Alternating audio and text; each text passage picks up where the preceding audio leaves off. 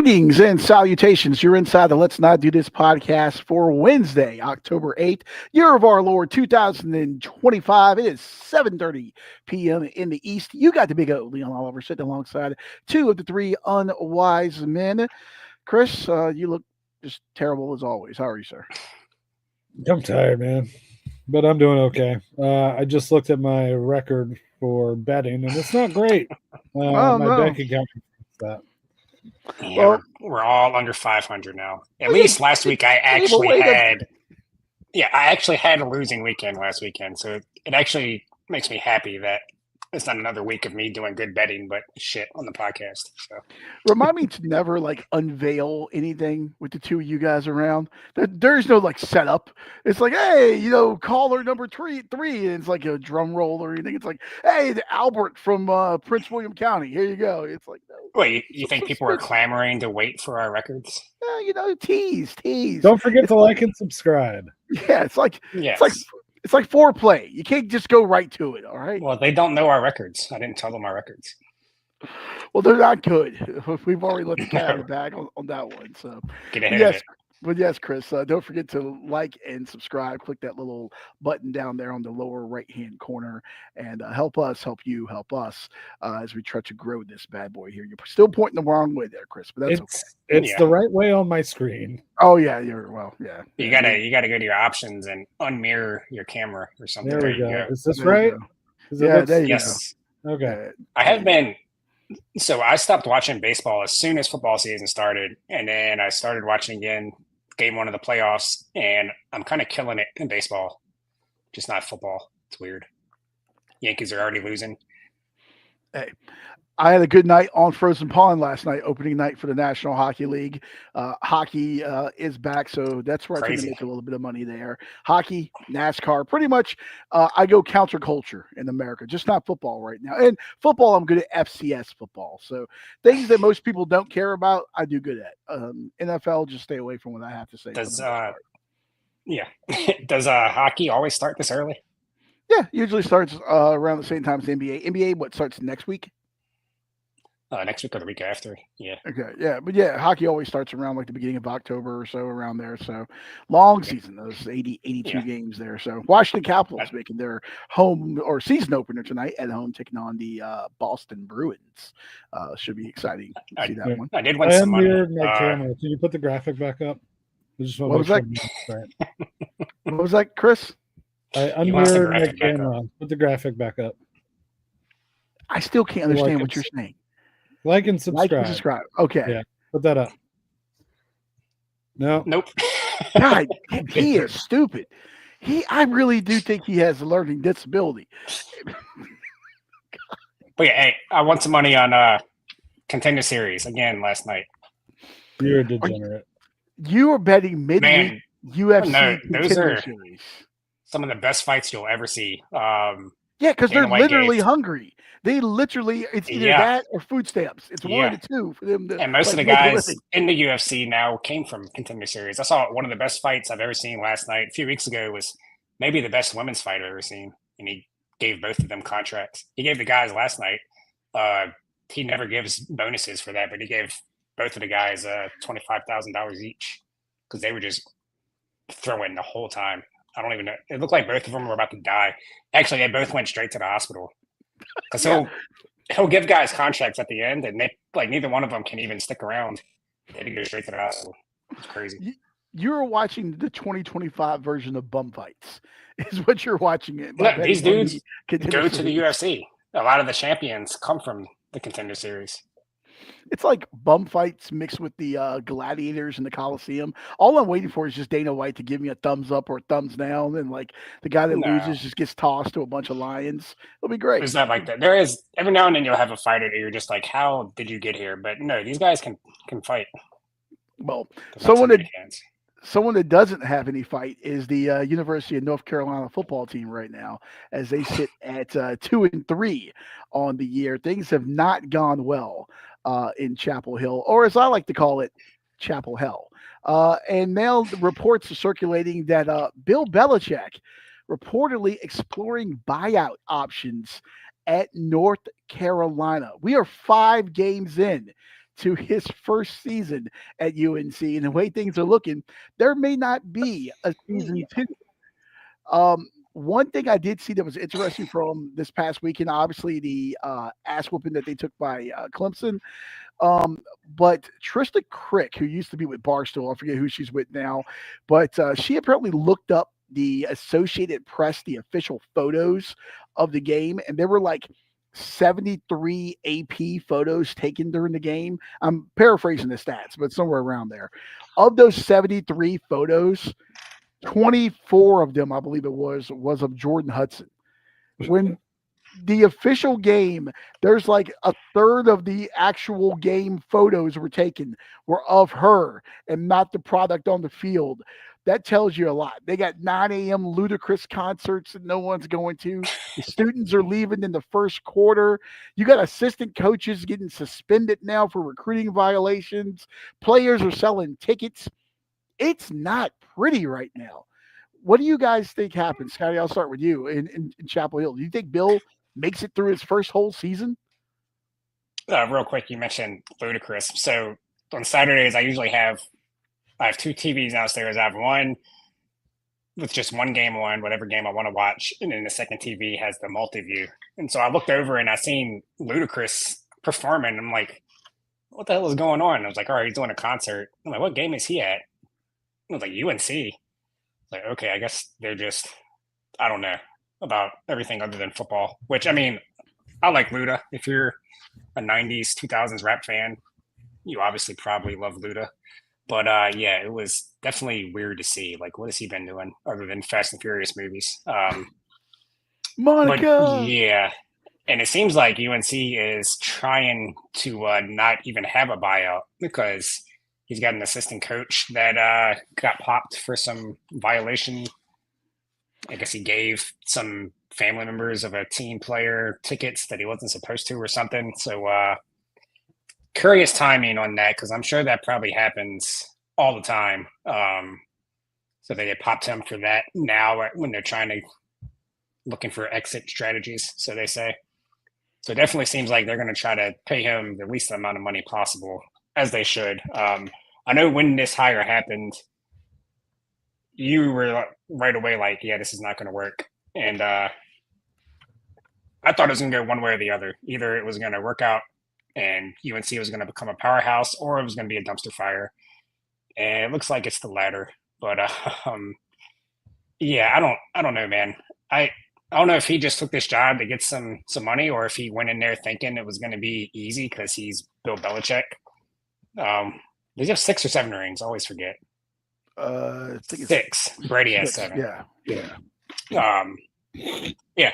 I have 6 NFL rings. I can go to the ACC and do whatever I want, and it's not really working like that. Yeah, so might as well just get rid of him while you can. It's not going to work. But I'm sure you're loving this. Oh, absolutely loving it, and it couldn't happen to a nicer bunch of people. Those fine folks over in Chapel Hill, just you deserve it, you know. But no, the suspension that you're referencing, I think it's Arnaud Hawkins, the cornerbacks coach, suspended for extra benefits, including giving sideline passes to a player's family. I'm not sure of all the rules on all that because I've seen like recruits down the field. Yeah, that has to happen all the time, right? Yeah, it just seems like something that they decided to they're going to start trying to pile on things against Belichick so they don't have to pay him. No, I haven't really paid a ton of attention to this, but in my time in college sports, I didn't really pay attention to like players' families where they were. Obviously, they usually sit near the team and stuff. I didn't pay attention. They were on the field pregame. You see recruits and their families, but that's part of the official visit process, being in that pregame situation, being on the field and stuff. I've never seen a situation like this though. Then the players, which listen, if you think North Carolina players are the first players to sell their comp tickets, yeah, you got another thing coming. Players are selling their tickets, which they're doing everywhere, but just they were dumb enough to get caught somehow, some way. But yeah, they're definitely going to probably try to use this to either fire him with cause in the next couple of weeks or negotiate a very reduced buyout because that buyout, I believe, is like $20 million, but they could trigger the $1 million buyout if, quote, he can find a soft landing with another team or in the media, which you're in the middle of the season. I don't know what team is going to bring him in. No one from a college standpoint is going to bring him in as any analysts or anything. And the NFL has already proven they don't want him. So unless he goes and does a podcast, brings his 33rd team website back or whatever, I don't know where he's going to go. It doesn't seem like there's another football landing. Chris, what's your take on this? Couldn't happen to a nicer guy, better person, more stand-up human being than Bill Belichick. The guy sucks. He's a cheater. His girlfriend is the most mid white girl I've ever seen in my life. Well, I'm not going to stand for Jordan Hudson slander, sir. Well, your eyes need to be checked again, even though you got Coke bottles on your face right now. Yeah, I can do Korean TV. Just a weird situation, and yeah, don't care. Fuck Carolina. Fuck Belichick. Wahoo! Number one in the SEC. I was with you until that. Pretty much. So I was leaving work today, and there was like 100 empty parking spots at my work, and this big ass Suburban parked right beside me. So I look at the license plate, and that's a UVA license plate. Like, of course. And they used a pull through when they didn't have to, because they would have been beside nobody if they wouldn't have pulled through. It's just UVA people. The entitlement runs deep in Charlottesville, as it does in Chapel Hill as well.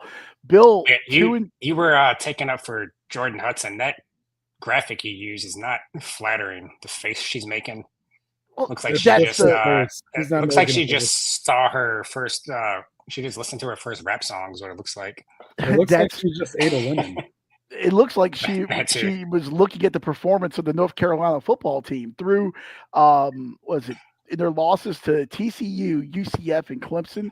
They were outscored in those games by a combined total of 120 to 33. And some of the reports that we're seeing out of Chapel Hill is you have a divided locker room. They're disorganized. The players don't know. Like, you can literally watch them go in the field, line up, especially like defensively. They look lost. Like, they have no idea what's coming. WRAL, the TV station down in North Carolina, they had a report from a source calling the program a complete disaster. There was also some media outlets that were reporting that assistant coaches were expecting to be gone in the next couple of weeks. Allegedly, some assistants have reached out to other teams, including possible college football playoff participants, about maybe trying to land on their staffs. Once again, your body of work that you put together in Chapel Hill doesn't make you qualified to coach at Chapel Hill High School right now, much less get picked up by, a playoff team. Oregon's not going to come and pick up one of these assistant coaches because they've been doing a bang-up job in Chapel Hill. In Michael Lombardi, the letter that he put out, essentially referencing the Sixers and the process, this whole we're going to stake by design and give us time kind of thing, was the stupidest thing I've ever seen in my entire life. They do know that they don't get draft picks, right? You have to recruit the guys and win. You don't do. There's no process in college. Yeah, there's no benefit in losing. This thing is ugly. And there was another source that's within the program, anonymous, source that came in the media and said that they've essentially fucked over these players, to paraphrase. And it's true. I mean, you sold these guys a bill of goods, and if you don't stay and stick this thing out all the way through, I mean, it's just absolutely. It's giving me Bobby Petrino vibes. Was it Bobby Petrino that was with the Falcons that left via a letter? He left in the players' lockers. Quit, yeah. I got a fucking cunt too. It's giving me Bobby Petrino vibes with how this is going. Bill doesn't care. Yeah. So. Yeah, I wish we could pause time after that first drive of the season for them. You got all the celebrities in the stands. They have it just go right down the field, score a touchdown. The quarterback looks good. And then just fast forward to now. What the hell happened? He was either going to be all in or just show up and not give a shit. And it sounds like he's just showing up and not giving a shit with his college players and his college girlfriend. you know Mac Brown's got to be smiling like a Cheshire cat right now. I'm sure he's So somewhere in did you see? Austin, Texas, smiling. Yeah, speaking of him, so I guess something came out. I didn't see this until like a couple hours ago, but I guess a couple of days ago, Belichick told nobody to post anything about or talk about anything with the Patriots. And then Matt Yes, Brown posted a picture with Drake May like the next day. yes. Of course, Drake May, had a kind of a coming out game for him on national TV, beating the Bills on Sunday Night Football. Ross Martin of Inside Carolina does a bang up job for that site. I'll give him credit for that. He's always been one of my favorite people to follow on the Carolina beat. But Ross Martin does an article saying sources within the program had mentioned that there was an edict from on high, essentially from Chairman Bill, that you were not to tweet to talk about the Patriots in any sort of positive light. Now, any school in America, their guy goes out there and has a good game, they post about it. Trey Turner, led the NL in batting. NC State baseball post about it. Virginia player gets a couple picks in the league, they post about it. It was the morning after Sunday Night Football. Usually it's that night the football communication staff is watching anyway. They'll toss out a highlight, a tweet. Hey, that's our guy, Nothing. Radio silence. Ross Martin puts the article out. And like 2 hours later, Carolina finally puts something out. But you're right. Mac Brown did beat them to the mark there. Just awful vibes all the way around in Chapel Hill right now. It's a complete disaster. If they were winning, I'm sure he wouldn't. Well, I won't say sure. I don't think he would do that if they were winning. But they're losing, so he's going to do that. They're going to cancel the Hulu documentary. Which is it a documentary if you're only going to put it out if they're good? I don't know. That's so great. I mean, Jordan Hudson allegedly blew up the HBO deal. Then you have the Hulu doc coming, and now this isn't coming because you suck and everything. It's a unmitigated disaster. This documentary, by the way, would have printed money. Didn't ESPN own Hulu? How is this not just pushed out? This would have been more watched than The Last Dance, maybe, because everyone wants to see the train wreck. Well, maybe we'll get somebody to do a documentary about the documentary. I need a leaker. Whoever leaked that Bill O'Reilly, fuck it, we're going to do it live video. I need that person to go and find this and leak that. I need WikiLeaks for inside the North Carolina program. Where's Edward Snowden right now? That's what I need. I'm sure it'll show up on YouTube soon. Oh, I need it. I need it so much right now.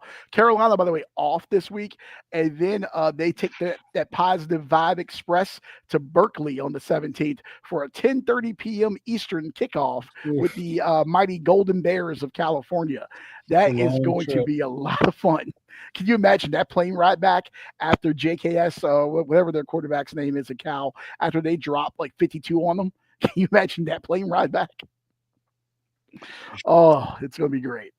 All right. Enough on Bill. Enough on the Heels. They suck. We're all so happy about it, and I wish them nothing but just shame and embarrassment the rest of the way. Speaking of shame and embarrassment, Thursday Night Football, this rivalry has been a lot of shame and embarrassment for the Giants pretty much over the last 2 decades. It's a rivalry, but the Eagles have pretty much dominated it for the last 20 years. We'll see what happens in this next edition, Thursday Night Football. We got them going to the Meadowlands, Philadelphia 4-1. The Giants 1-4. Philly laying at 7.5 in most places. Over under 39.5. 8:15 tomorrow on Prime Video. Who wants to start with their thoughts on this one? I'll start. I don't have much, as usual. That's what she said.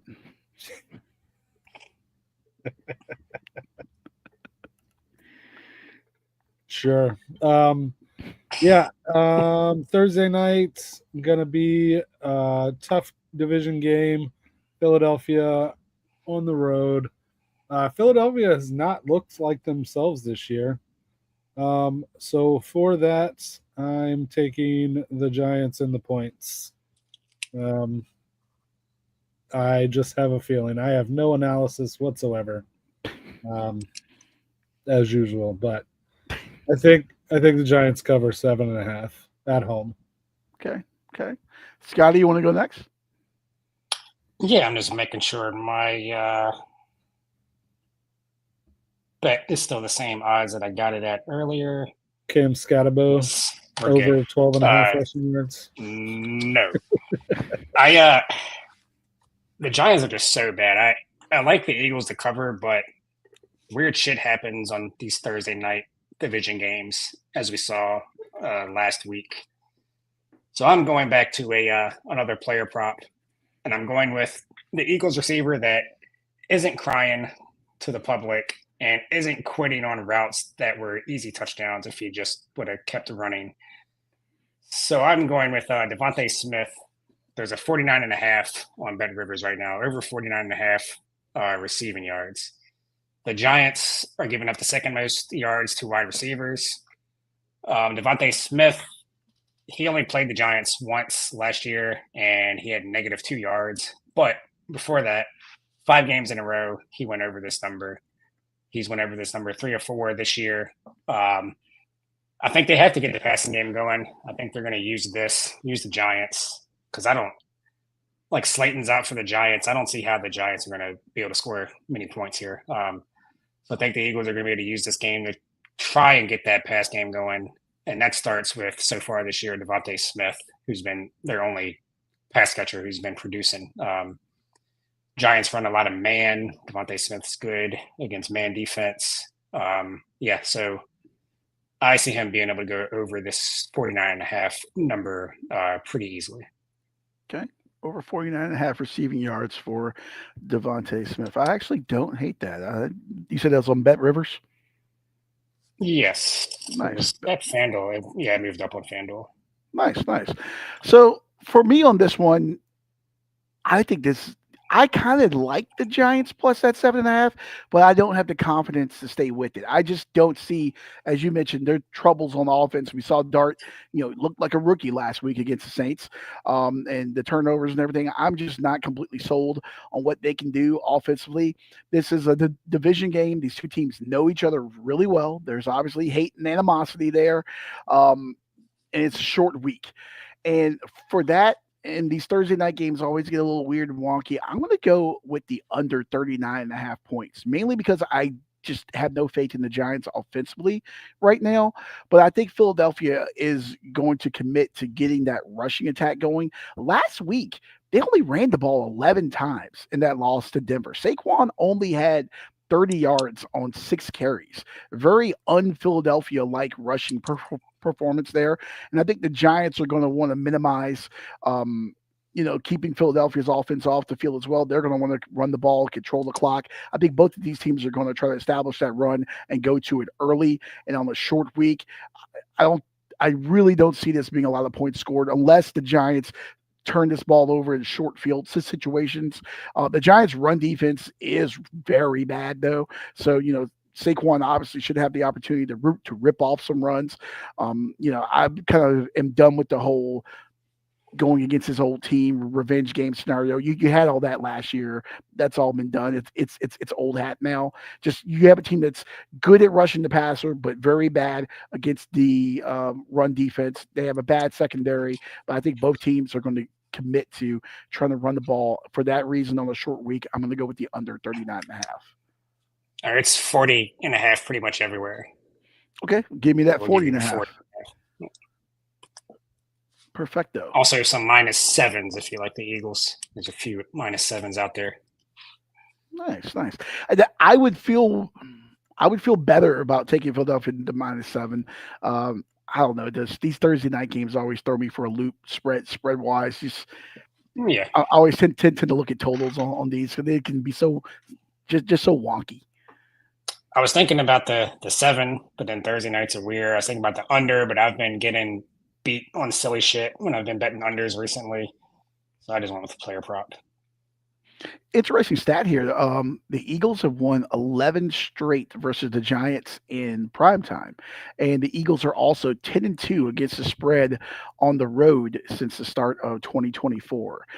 Best in the NFL. So something to look at if you're on that side. Also, the Giants have lost 10 straight Thursday night games, one away from the NFL record, and they've only covered the first half spread in 5 of the last 19 games. So maybe potentially if you're looking at fading the Giants in the first half, could be an interesting market for you there too.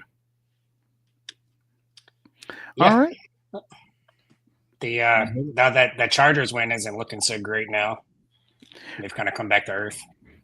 I'll talk about the Chargers more on Doing Lines Saturday morning here at 9 a.m. But that team, just the travel and the injuries and just the schedule makers did them no favors whatsoever.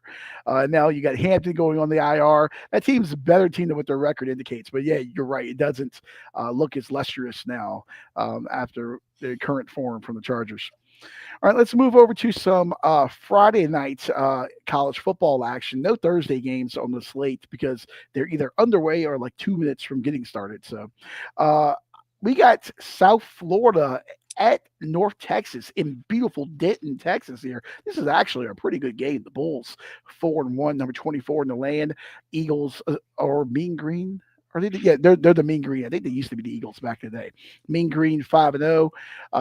North Texas laying the 1.5 over under 66.5. Anybody have this one on their card? Yeah, I do actually. Okay, mine flipped. When I looked at it this morning, yeah, it's kind of all over the place right now. It's -1.5 USF on one book I saw. It's a pick 'em in some places. It's a pick 'em in a lot of places I've seen. Yeah. So yeah, I'm just going to go North Texas money line to get rid of any confusion with that. But the public is heavy on South Florida, probably because they don't know what a North Texas is. But the sharp money is coming in on North Texas, so I'm going to ride with the sharp money. North Texas quietly 5-0, not the best competition, but they did beat Army. Yeah, and they like to create a lot of turnovers. Byron Brown, the quarterback for USF, just threw 2 interceptions last week to a terrible Charlotte team. So I could see them forcing some turnovers here against USF. And yeah, North Texas, number 8 in the country against the pass. Now, they haven't really faced a really good passing attack, but still, top 10 is top 10 when you're looking at pass defense. So I think you're going to give Brown a lot of trouble. And yeah, Friday night home game was a home dog, but I'm sure they're going to feel like the dog no matter what the line is with the ranked team coming in. And those 2 USF wins at the beginning of the year aren't really looking that great now. Boise State and Florida, although Florida had the upset last week. But I was going to say Florida did beat Texas, yeah. But that's those the Billy Napier I'm coaching for my job game. So they'll probably play like shit for a couple more weeks, then they'll pull an upset. But yeah, give me North Texas money line at home on a Friday night. So this game I almost had on my card, and I almost went the same way as you. I pulled out of this game though, but I'm intrigued by this because this is a very big game. You look at the group of 5 and that race for an at-large playoff spot. These are 2 teams that are right in the mix. Let's not forget ODU there as well. So and JMU too. They're actually expecting like a pretty decent sized crowd here for this, and they're making a big push toward it. They're trying to get like I think it's like 30,000 or so, which for them at North Texas is really good with their stadium. They're doing BOGO tickets in certain sections. And then they're doing like, if you get a group of 10, you get up to 2 club seats to a future game. They're doing all kinds of stuff to students. If you get 4 or more, if you come together, there's like a discount on student tickets. The first 1,000 get a Desert Eagle t-shirt. I don't know if it has the gun on there or not, but it's a Desert Eagle shirt. And they're doing like a Friday Night Lights theme, like Texas high school football, nice. Friday Night Lights. And they're doing a blackout apparently in the student section. So they're even giving away Nintendo Switches and stuff in the student section. So yeah, they're doing whatever they can to get the Mean Green students to come out. Yeah. How far was the last time they had a game this big? What was that, Chris? I said, how far is it to drive down there? Oh, good old Denton, Texas, just north of Dallas there, yeah. So. Yeah. About 14 hours. Yeah, probably so. Somewhere around Wait, have they had a game this big since we've been alive? I don't think so. Not ESPN2 night game. Yeah. Mean Joe Green played there way back in the day, but I don't think he played any games of this magnitude back then. Oh, and they're doing a fireworks show at halftime too. So and free food trucks for the students. I read the press release from North Texas. They're like going all in. It's a marketing thing, so should be a good atmosphere. And by the way, Virginia's quarterback Chandler Morris, this was his last stop was at North Texas before transferring to Charlottesville this year. They do have a quarterback. I'm really intrigued by the quarterback matchup in this game. Obviously, we know of Byron Brown, what he can do. He's back from injury there, what he can do with his legs and with his arm. But Drew, I always pronounce his name wrong. Is it Nesty Maker for North Texas? He's got over 1,200 passing yards, completed close to 68% of his passes, 11 touchdowns, no interceptions on the year so far. And he spreads the ball around. There's 5 guys right now with this Mean Green passing attack that have double-digit catches so far on the season. So should be an interesting game. I stayed away from it just because I can't make my mind up. I would probably lean North Texas money line like you did, but I stayed away from this one. Well, thank you for staying away. Yeah. Chris, any thoughts on this? I'm actually excited for this game. I'll probably watch it. It should be entertaining. You know what? We need the only thing that worries me is Brown's legs running the ball. Yeah. But I think passing, I think he's not going to have that great of a game. And everything you just said, I didn't even realize all that North Texas was doing all that. Hopefully it doesn't become to the point where it's just a circus and a distraction. But looks like they're up for the game. They're excited. So the fans should be hopefully the football fans show up and make some noise. Oh, one more thing. They canceled classes for Friday. Oh, smart. Oh, sorry. Yeah. They're going to be lit. And these students are going to be liquored up. So it's going to be a good time there in Denton, Texas. So, which is one of the fastest growing universities in Texas. I learned that too. So there you go. Good for them. Every university in a state is one of the fastest growing in that state. How many universities are there? I know it's Texas. Yeah. Texas, there's like a billion. There's like a billion. All right. Moving on to just a gross game on Friday night. We got a little Big Ten action. Rutgers is heading to the banks of the Puget Sound there, taking on the Huskies, the UW. Washington 4-1. Rutgers 3-2. Washington laying the 10.5 over under 59.5. 9 o'clock on FS1 Friday nights. Anybody got this game? This is my game. Ooh. So the reason I picked this, because I know Washington has a pretty good offense, and I know Rutgers has the worst defense in the country for giving up all those points to Iowa. So this is an easy overplay for me. They'll probably score 80 points between the two of them. Just to make sure you're getting the best line here. That's not where I thought you were going. Yeah. Revenge game. Oh, go on, Scotty. I thought he was going to pick Rutgers plus the points, which is probably what I would pick if I had to bet this game, which I might end up doing. I'm going to. So. Revenge game here for UW because Rutgers got the win 21-18 last year in Piscataway, which is one of the more disappointing losses for Washington last year. In the game also where Rutgers dominated on the ground. They had like 299 yards rushing, but that was in a Kyle Monangai world that they no longer have him. I believe he is a Chicago Bear now. So yes. Yeah, so they don't have that. But Damon Williams Jr., I really like him, the quarterback for Washington. He's got 8 touchdowns and 1 pick through 5 games. He led that comeback win, the second largest comeback win in school history last week at Maryland. He went for 275 and 2 touchdowns there. Through his last 3 games, 746 through the air, 6 touchdowns and 1 pick, all against Big Ten opponents plus Washington State, which you could say quasi Power 5 team, maybe still. I don't know how you want to classify that. But Chris, you're leaning toward the over there. Aiken Kaliakmanis, the quarterback who is in his second season there at Rutgers, a transfer from Minnesota. He's second in the Big Ten in passing yards. And they got a couple good receivers there, too, in E.J. Strong and K.J. Duff. Problem is for them, last time out, protecting the quarterback. He did get sacked 7 times against Minnesota last time out, so he's going to have to make some quick decisions against a pretty good pass rush for Washington. Yeah, that number is 59.5 everywhere. So, that's the right number. Yeah, I don't know about the over-under. But yeah, 10.5 just seems like too many points. I'm still mad at Washington for not covering against Ohio State. I remember they were up like 6-3. I don't know if it was at half or right before half. I can't remember if Ohio State scored before the half. I think I sent a text to y'all saying Ohio State upset alert. And as soon as I sent that, Washington just went to shit. Didn't even cover.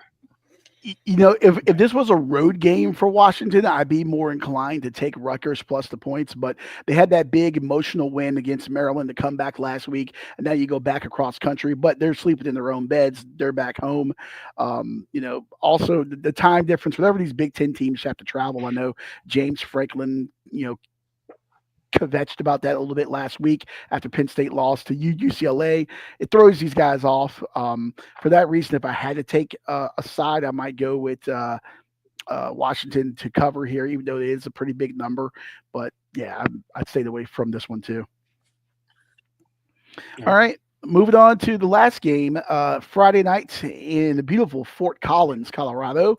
CBS Sports Network, 9 o'clock. You got Fresno State 5-1 at the 1-4 Colorado State Rams. Bulldogs laying 6.5. Over under there is 48.5. I actually went with this game here. So when I look at this game, you know, initially just looking at it, it screams to take Fresno State minus the 6.5, just because, you know, they're 5-1 on the year. One more win gets them to a bowl game. They've won 5 straight after that opening loss to Kansas. You know, they beat Nevada last week, 20-17. This was a team that's overperforming. They were picked to finish 5th in the Mountain West. They're first place in the conference right now. Then you look at Colorado State on the other side of things. They're 1-4. They've lost 3 straight. You know, they lost to San Diego State last time out, 45-24, I believe it was. In serious jeopardy of making a bowl game, and also Jay Norvell is in serious jeopardy of, you know, losing his job there, and attendance has been struggling there as well. So I don't know. Colorado State leads this series all time 10-7.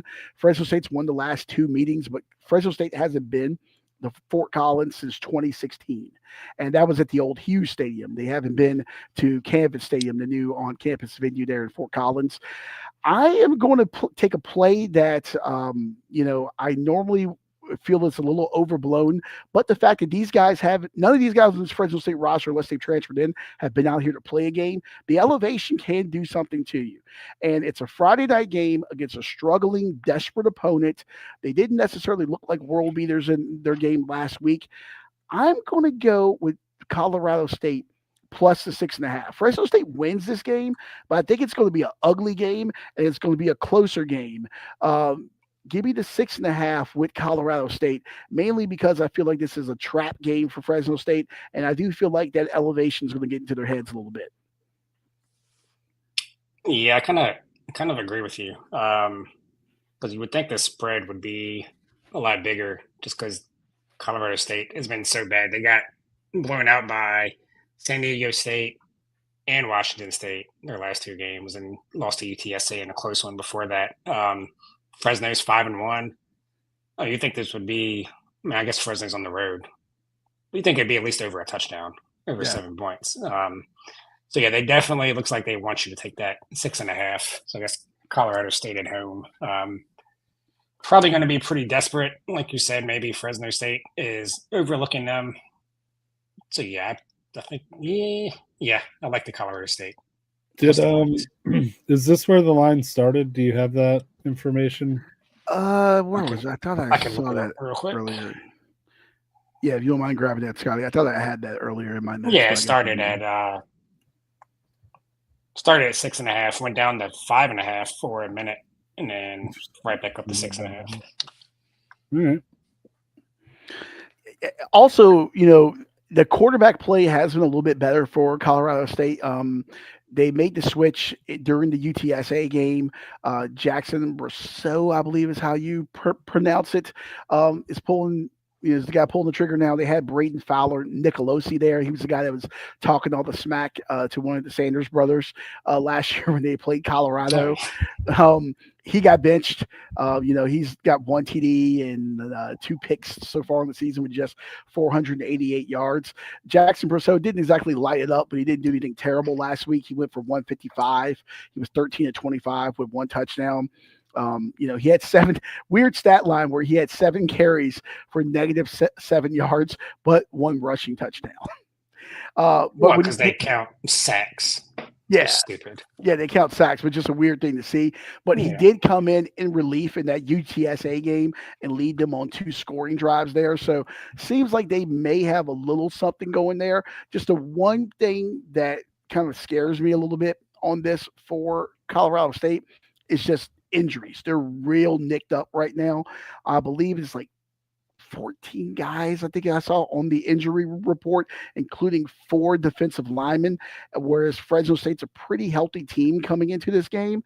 So that's the one thing that kind of worries me. But you give me the elevation, you give me a desperate team, you give me a short week, you give me a Friday night and CBS Sports Network, and it's an opportunity for chaos. So I'm taking the Rams plus the points here. Do we have a weather report?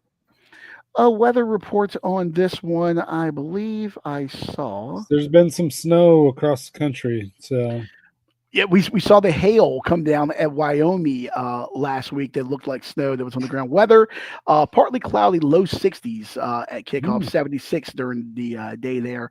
Overnight low, they're looking at 54 degrees there in beautiful Fort Collins. Still warm.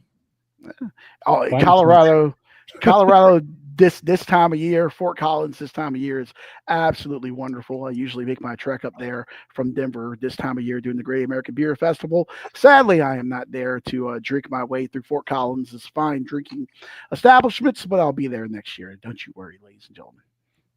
All right. We'll hold you to it. Yeah. Somebody clip that. Yeah, I might take you, Chris. I probably won't. But I don't want to go.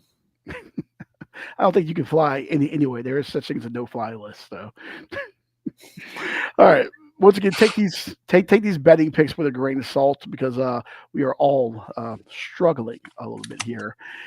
Last week, college football, I went 2-2. Scotty went 1-3. Chris, you put up a goose egg last week, which is I see that. To be expected most weeks for you. NFL, we all went 2-2 across the board there. And then on the year overall, Scotty is leading the way at 27-29. I am 25-30-1, and Chris, you are 22-27-1. So it's not good. You got to change that. You got to change that tie to a push. Betting lingo. Yeah. Well, see, 0 pushes for me. Maxbox 20. I want to push you around. Yeah, I don't think that's correct. I think you got our losses mixed up. No, I got it. It's correct. I don't. The math ain't nothing. What's wrong about it? He can't do math. How do you have 56 games and I have 50? You did screw one of them up, I think. Hey, I copied what was on the paper. You got to flip. I have 30 losses. You have 27. Okay. Well, fire the graphics intern. Which is me. So, all right. All right. Before we get out of here, a couple of weird news and notes before we get out of here. And this weird news, of course, brought to you by absolutely no one. Could be you. Send an email to info@letsnotdothispodcast.com and help us, help you, help us promote this show and your product.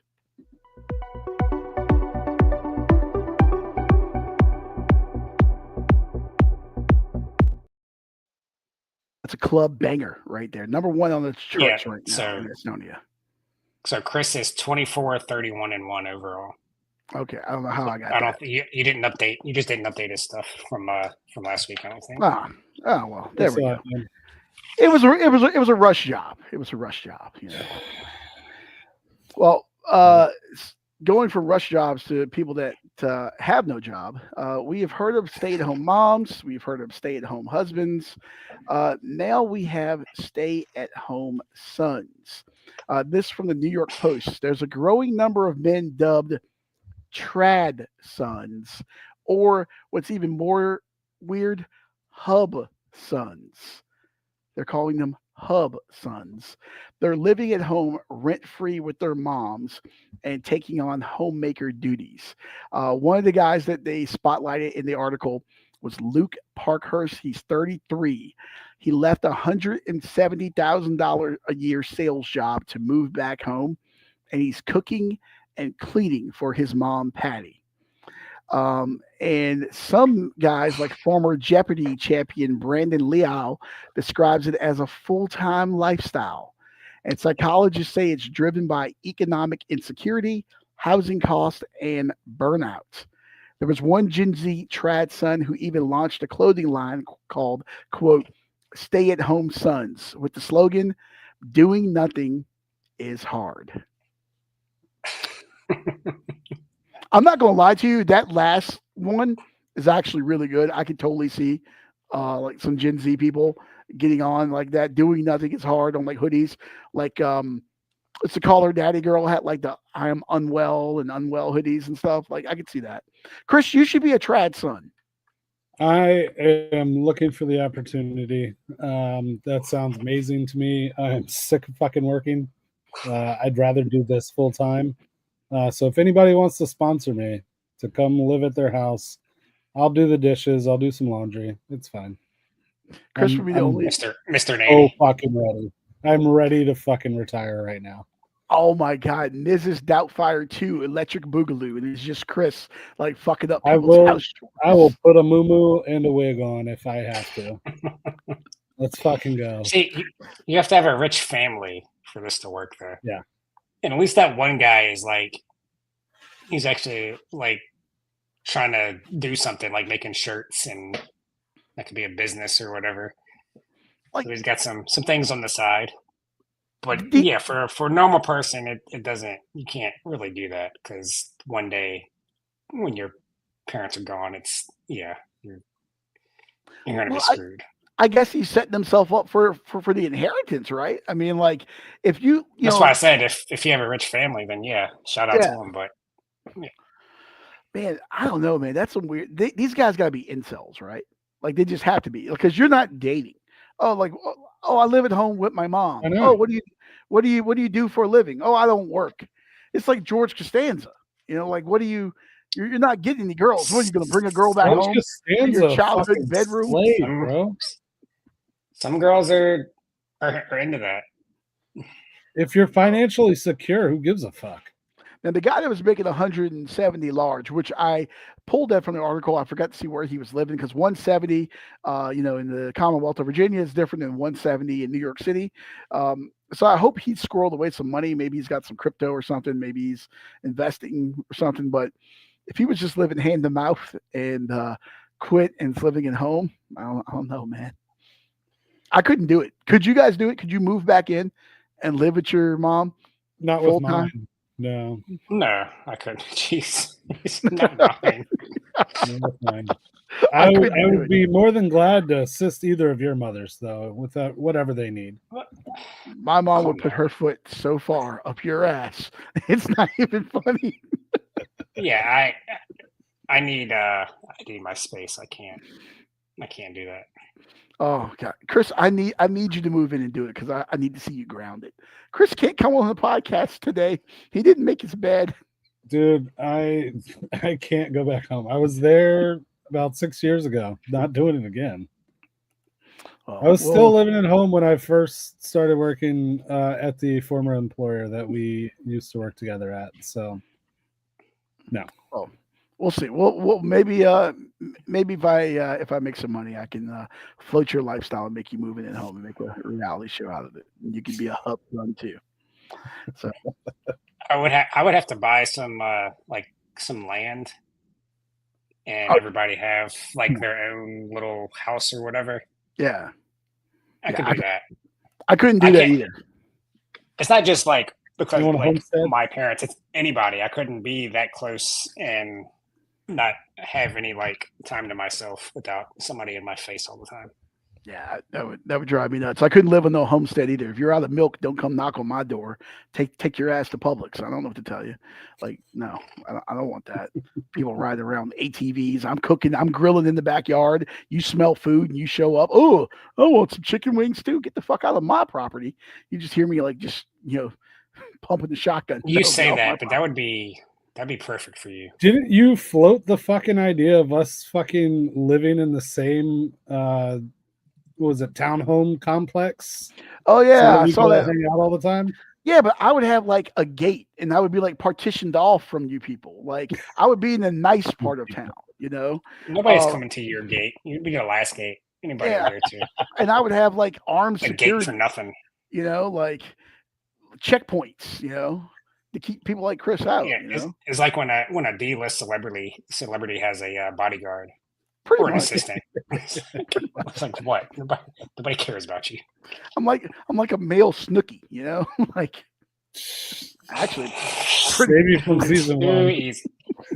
Oh, they It's actually pretty and they accurate. call her Meatball. Yeah. I don't Makes even sense. know. Yes. Well, somebody else who also looked like a meatball, in the beautiful city of DeLand, Florida. Which does anyone know what college is there? No. A shitty Florida college. Stetson, the Hatters. I And always thought Stetson was in Texas. So you would think so with a name like Stetson, but not so much. But in DeLand, Florida, there was a female firefighter who was arrested for stalking and harassment. This is from KFOX 14 and WKRC. She allegedly dumped 75 tampons painted to look used on her ex boyfriend's lawn after finding out he was dating someone new. Security footage caught her jumping from a truck bed to scatter the items. The firefighter later admitted to the act, but claimed it was her mother and aunt's idea. She was charged with 2 counts of misdemeanor stalking, with police saying the act, quote, served no legitimate purpose. So, are you sure it was painted? Because it said appeared used when I saw the headline or whatever. Yeah, she painted them to make them appear to be used. I don't want to know who picked Or those is up that what to they're? do a closer inspection, but Yeah, I yeah, was gonna say like if they were used, like obviously she's a psycho, but if you went through that for 75 days, which yeah, I mean, Scotty, I don't. I'm I not know what sure you're how about to much you say. know about the female I know you're about to anatomy. say, It but doesn't work that I way. wasn't gonna do the math for a week out of a month times 75. What do you think? She just had a Tupperware container. She was just saving them. So 10, 11 months she would have had or she's going in like trash cans and in public bathrooms or something. just going into the YMCA, just grab them out of the. Jeez. Maybe somebody Oh, crazy enough to do that. Is She that probably the, wanted to do 100, but she got to day 75 and she was like, I can't wait anymore. no more? Is that the She grossest probably, thing? yeah, it's pretty gross. She probably doesn't even wear the fire suit when she goes to a burning house. She just like walks up in it. Just raw, She'll just try to raw split dogs. it. Yeah. Is that the grossest thing? Let's say they were real. Is that the grossest thing that you could drop on someone's lawn? yeah. I mean, outside of like a human deuce, is pretty bad too. Like, So I my think buddy they'd used to use work for Cintas, and they used to switch out the tampon machines in bathrooms and stuff. And they said it was the most foul smelling thing that they had to pick up. And they picked dude. up like dirty mop heads and shit. And you know, dirty mop water is disgusting. But he said this was by far the worst thing he's ever encountered. So yeah, I am very thankful that through all the crazy women that I have dated over the years, some y'all have met, none have been that crazy. yeah, We still got time. yeah. I keep waiting for my ex to I don't know if I told y'all. Y'all know. Oh, Y'all hope know she's her. not watching this episode and getting ideas. She might be. I keep waiting for her to do something like that. She knows where I work, where I live. Oh well, uh, he might be the So if you're dealer watching celebrity this, with the bodyguard. please don't do that. Let's not do this, Let's Scotty. not. Scotty, blink twice. It's you're being held hostage. By the way, I said blink twice. There was like a Mike Tyson. The way I just like got a lisp going on there. That was Lou Holtz, Mike Tyson, and a love child or something. All right, last thing before we get out of here, I did want to hit this. $35,000 in salsa stolen in Ontario. This per CTV News, a fine Canadian news outlet there. Thieves in Essex County, Ontario, stole two tractor trailers, one loaded with $35,000 Canadian worth of salsa and dip. The first truck and trailer was taken from Tuckminsa. Later, the truck was found returned but damaged, and the trailer was missing. The second truck was seen hauling the stolen trailer before being found abandoned in Ajax, Ontario. Police believe a Jeep Rubicon was involved in the deaths, and the salsa cargo remains missing. Investigators are offering a cash reward of up to $2,000 Canadian for leads. So, or you could get the 35,000 Canadian in salsa and sell that on the black market, or you could turn them in for the 2,000 Canadian. Okay, so same guy who worked at Cintas, also Canadian. So this is great. Did he like salsa? First of all, it's got to be mild salsa. Fucking Canadians can't handle spice. Well, it's probably spicy, but it's mild. Very true. Yeah, it's just tomatoes and fucking onions chopped up. There's no way there's any peppers of any kind in that. Yeah, I'm confused. Like, I can see poutine gravy being stolen up there, but fucking salsa? Hey man, tariffs are hitting hard right now. Might be Okay, if you can racist. get a black market That might be for, racist. for salsa and bring that into the country, okay. Some people are smuggling drugs. These guys are smuggling salsa. This is like right out of Sons of Anarchy. This feels like something Jackson the crew would knock off. Would be a salsa truck. There's no security on the salsa truck. Who's? It's not like it's a bank truck with money or a beer truck or anything of value. It's salsa. No one's going. It's actually the perfect crime. It's not the perfect crime. It's going to take you 35 years to move all of it. Hey, you find some fake Mexican restaurants up there in Canada. Follow the diarrhea. That's what you do. Yeah, Canadian police. Inside job. Nobody's coming up with the plan to steal salsa. It was an inside job. Got one of his friends that do it, and since he's in the salsa business, he knows where to sell it. Just look for Yelp's lowest rated Mexican restaurants in Ontario, and you'll find your culprit. I'm sure you will. It's who's ever barely clearing the margins for Taco Tuesday, you go there, eh? Oh, let me get a Molson, eh, and some salsa. Take that in your North American free trade agreement right there. Turkey tacos. Yeah. All right. On that unfortunate note, make sure to join us back here tomorrow, 7 p.m. I will be back for the Getting Loose with Leon podcast. NASCAR, the round of 8 is starting, going out west to Las Vegas. Can Joey Logano make it 2 in a row in the desert? Won there last year. We'll see. So we'll break that down. Also, a little NASCAR news will hit as well. And then join us back here on the same channel Saturday morning, 9 a.m. for the Doing Lines podcast. We'll get you ready for the upcoming week for the National Football League. Was it week 6 in the NFL, week 7 in college football? So we'll get you ready for all those games, including the Broncos and the Jets from London early on Sunday morning. Nothing like the British just continuing to suffer for what they did to us in 1812. We just keep sending them bad football. If we can just lead the Jets over there, it'll be great. So, yeah. Any parting thoughts, gentlemen?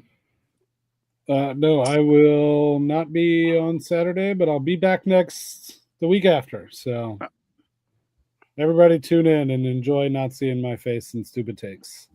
I'm telling you, female viewership is going to go through the roof on Saturday. It's going to be phenomenal. Phenomenal. It's going to be from 1 to 4. Yes. Yeah. Yes. Blue Jays, Yankees are tied at 1. So only time I'll say go Blue Jays. Go BJs.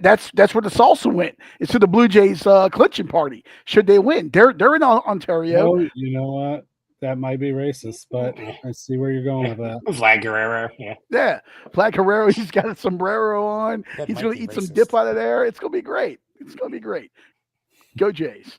All right. We'll see you tomorrow for Getting Loose with Leon and back here Saturday morning for Doing Lines. Until then, keep your stick on the ice.